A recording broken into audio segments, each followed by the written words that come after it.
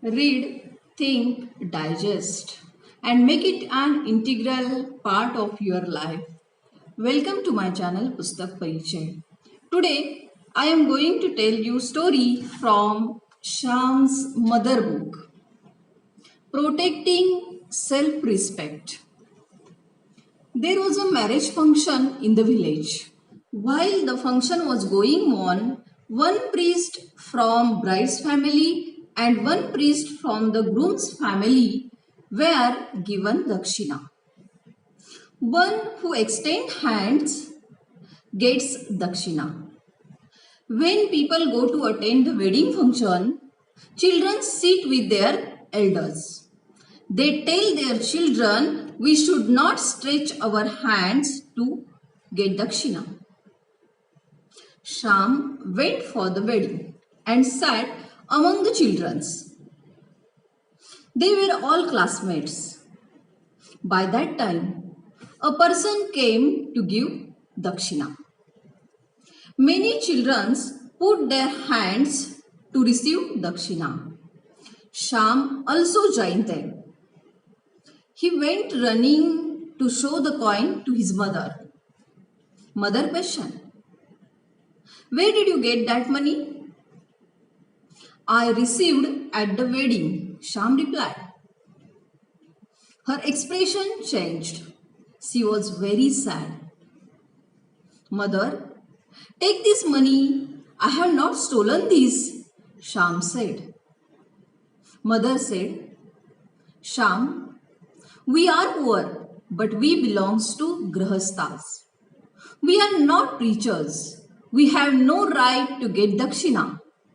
We should give dakshina to others. Preachers preach Vedas.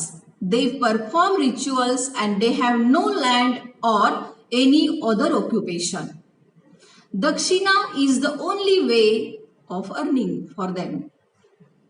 Mother took that money from Sham and gave it to their servant Balu.